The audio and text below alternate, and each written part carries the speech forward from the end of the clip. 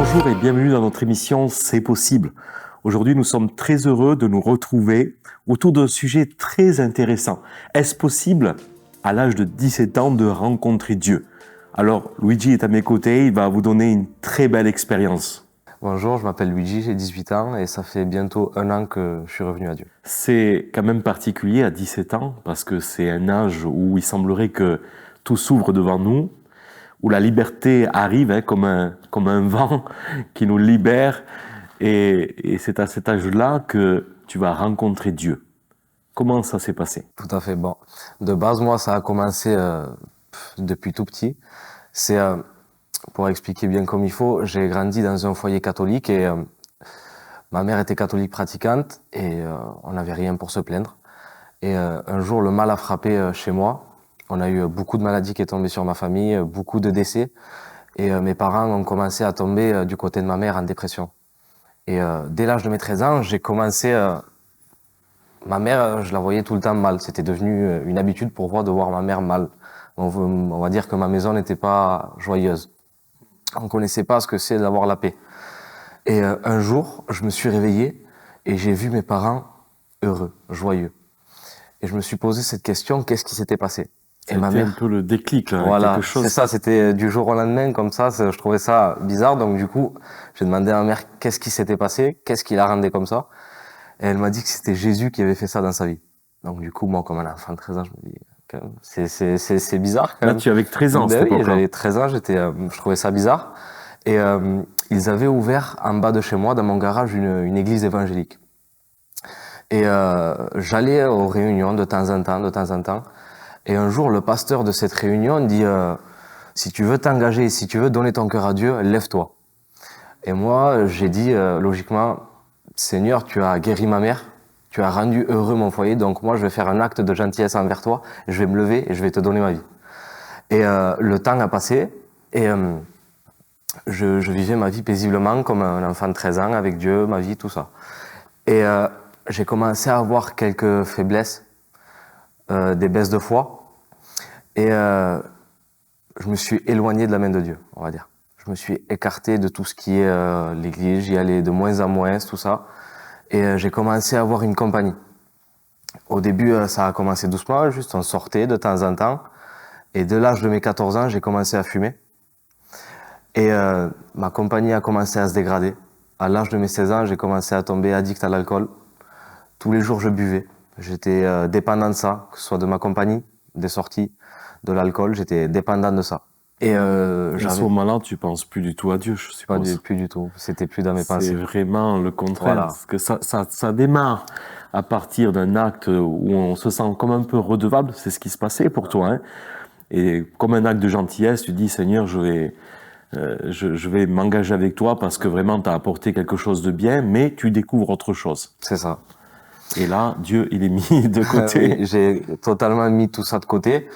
Et comme je te l'ai dit, j'étais, dès l'âge de mes 16 ans, dépendant à tout ça, que ce soit à l'alcool, à fumer, à sortir, à mes amis, la compagnie, tout ça, j'étais dépendant de ça. Et il est arrivé un jour où c'était comme tous les jours pareil. Je faisais une soirée avec mes amis et on s'était mis à boire, on commençait à boire. Et d'un coup, mon cœur s'est mis à battre très fort et très rapidement. Et j'ai eu très mal au cœur. J'ai cru que j'allais faire un arrêt cardiaque. Et ça a passé et ça fait un tilt dans ma tête. Et je me suis dit, t'as à peine 16 ans et tu es addict à l'alcool. Imagine-toi ce que tu vas être dans 10 ans, dans 15 ans, dans 20 C'est ans. sûr. Et ça fait que j'étais coincé dans une sorte de bulle d'angoisse parce que quand je buvais pas, j'étais mal. Mais quand je buvais, je l'étais encore plus. Ouais, comme si tu étais pris dans un piège, C'est quoi. ça, j'avais plus aucune échappatoire. Donc du coup, le temps a passé. À mes 17 ans, ma compagnie a commencé à se dégrader et moi, je me dégradais avec eux. On continuait, je faisais toujours pareil, je vivais ma vie, je vivais avec mes angoisses, c'était comme ça, j'avais appris à vivre avec. Et il arrivait un moment où j'étais très mal. Plus le temps passait, plus je m'empirais. Chaque soir que je rentrais chez moi, je pleurais car j'étais prisonnier de ça, je me sentais prisonnier. Et un jour, mes amis m'appellent pour aller dans une fête. Et dans cette fête-là, j'y vais, on commence à boire, tout ça, comme on fait d'habitude. Et dans cette fête-là, une bagarre éclate. Enfin, une dispute éclate. Et quand je vois cette dispute au milieu de la rue, moi, je me mets sur le côté de la rue, sur le trottoir. Et sur le trottoir, je sens un homme derrière moi marcher. Du coup, je me retourne et cet homme me regarde et il commence à me demander comment je vais, mon état, si je vais bien ou pas. Et je lui raconte un peu ce que je vis. Et il me dit, si tu continues à faire ce que tu fais, tu vas tomber dans des choses où tu vas plus pouvoir te relever. Et là, j'ai compris que malgré que j'étais dans une soirée, que j'étais alcoolisé dans cette soirée, Dieu est venu me chercher dans cette soirée. Dieu m'a rappelé à venir à lui dans cette soirée, malgré que j'étais alcoolisé ou dans un état qui n'était pas sobre. Et j'ai continué. C'est vraiment l'amour de Dieu, quoi, C'est ça. qui vient te parler à un moment où même tu t'y attends pas. C'est ça. Et quand j'écoute ton parcours, je réalise que il y a eu comme des temps d'accélération, mais dans un domaine comme dans un autre, parce que rapidement, alors que tu avais rencontré, que tu as écouté la voix de Dieu jeune, rapidement, il y a comme un gouffre qui prenait place dans ta vie. Et même que tu n'avais que 15 ans, 16 ans, tu commençais à goûter des choses qui étaient comme une prison qui se constituait autour de toi. Quand je t'explique ce qui m'est arrivé cette soirée-là, j'ai compris que Dieu me rappelait à revenir vers lui. Je me suis dit, automatiquement, ça va être facile. Je connais Dieu, je sais comment on fait, je sais comment on s'y prend, je connais on va dire, le système de la repentance. Voilà, on demande pardon, Dieu nous pardonne. Mais là, au bout d'un moment, je me suis dit, ça devient plus compliqué parce que j'ai des liens. C'est plus pareil qu'avant. Du coup, ça fait que j'ai redonné mon cœur à Dieu et je commençais à revenir aux réunions évangéliques. Je revenais à l'église, voilà, chaque réunion, je participais à mes réunions, je retrouvais mes copains avec Dieu. Et à chaque fois, je retombais on va dire, dans mes liens. Je me disais, Seigneur, regarde, je voudrais revenir, m'abandonner à toi à 100%, vivre une vie épanouie avec toi à 100%. C'est pas aussi facile que la première fois. C'est ça. Là, il y avait des retenues, il y avait des empêchements. Parce que j'allais à l'église le soir, je priais, j'étais bien, j'étais heureux un moment à l'église parce que j'étais visité par Dieu. Et je rentrais chez moi, j'avais envie de boire et j'avais envie de fumer, j'étais lié par ça. Et je faisais que des allers-retours. Des allers-retours, que ce soit dans mes liens et en Dieu. Quand j'ai redonné mon cœur à Dieu, j'avais gardé mon système à moi de faire, toujours faire. Je cherchais à, Seigneur, je veux faire pour toi, je veux abandonner ça pour toi, je veux faire pour ça, je veux faire pour ça. Qu'est-ce que je dois faire pour être épanoui avec toi? Et je cherchais une réponse. Et j'ai demandé une réponse à Dieu et j'en trouvais pas. Dieu me disait rien. Et au bout d'un moment, j'ai ouvert ma Bible et je suis tombé sur un texte, c'est Matthieu chapitre 6, verset 33. Il dit « Cherchez premièrement le royaume de Dieu et sa justice ». Et là, j'ai réalisé à ce moment-là que j'ai dit « Seigneur, peu importe si je suis lié par l'alcool, pour fumer, pour mes amis, je veux chercher premièrement ton royaume et ta justice. Je vais continuer à faire ce que je fais, mais en le faisant, je veux me laisser remplir par ton amour. » Et dès que j'ai dit ça, j'ai été délivré instantanément de toutes choses. En fait, c'était simplement le découvrir lui et le laisser opérer en nous le miracle par rapport à ces liens qui avaient besoin d'être coupés. Et ces liens, ils s'étaient tissés autour de toi comme une toile d'araignée et qui t'empêchaient d'entrer pleinement dans cette relation avec Dieu. Et je vois qu'il y a vraiment quelque chose dans ta vie qui a changé, c'est que à un moment donné, il y a eu une démarche, bien sûr à chaque fois une démarche, mais comme tu l'as bien précisé, c'était vraiment, ça reposait sur le faire, sur le fait de mettre en place nous-mêmes quelque chose, alors qu'on sait très bien qu'on ne peut pas se changer nous-mêmes et qu'il est impossible, vraiment, comme la Bible le dit, hein, la Bible fait une comparaison, l'Éthiopien ne peut pas changer la couleur de sa peau, le léopard ne peut pas ôter ses taches, de nous-mêmes on ne pouvait pas se libérer de nos passions, et là, tu as vraiment vécu ce que j'appelle le miracle. Le miracle d'une rencontre, mais vraiment dans l'intimité. Et là, en fait, tu arrives à l'âge de 17 ans à peine. C'est à ce moment-là que les choses se passent. Alors, qu'est-ce que ça a changé, cette rencontre-là? On dirait que ça n'a plus rien à voir avec la première rencontre. On va dire que la première rencontre, à l'âge de mes 13 ans, c'est moi qui ai fait un acte de gentillesse envers Dieu. Je le remerciais pour ce qu'il avait fait à mes parents, qu'il avait délivré ma mère de toutes ses angoisses, de la dépression et de toutes ces choses, mon père aussi. Mais sauf que la deuxième rencontre, c'est Dieu qui m'a délivré à moi de toutes ces choses, que ce soit liées par l'alcool, tout ça. C'est Dieu qui est venu me chercher, qui m'a libéré de tout ça, on va dire. Je crois là que Luigi, tu as dit le mot, c'est lui qui est venu te chercher. Voilà, c'est plus ça. Toi qui le cherchais, mais c'est lui vraiment qui t'a cherché, qui t'a rencontré. C'est ça. Et là ça prend un autre regard. L'ampleur est totalement différente. C'est ça.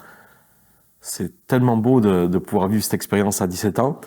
on réalise que malgré ton jeune âge, ta vie, elle aurait pu rapidement basculer dans toutes sortes de dérèglements, et puis on sait très bien que malheureusement une addiction en appelle une autre, parce que on est de nature insatisfait, on se contente pas de peu, donc on veut toujours plus.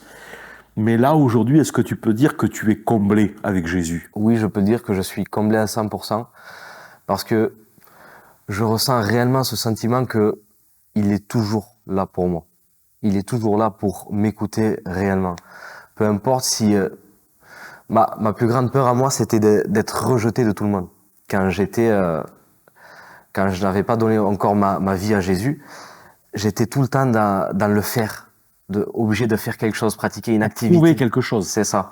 Pratiquer une activité, appeler des amis, faire tout le temps quelque chose. Et en Dieu, j'ai effacé totalement ça de moi. Peu importe si je serais rejeté de tout le monde, peu importe si j'aurais plus rien, mais je sais que lui, il sera toujours là pour m'écouter. C'est très très beau. Je voudrais juste te poser une dernière question. Parce que 17 ans, comme on l'a dit au départ, c'est l'âge où il y a tellement de choses qui nous attirent, qui nous plaisent.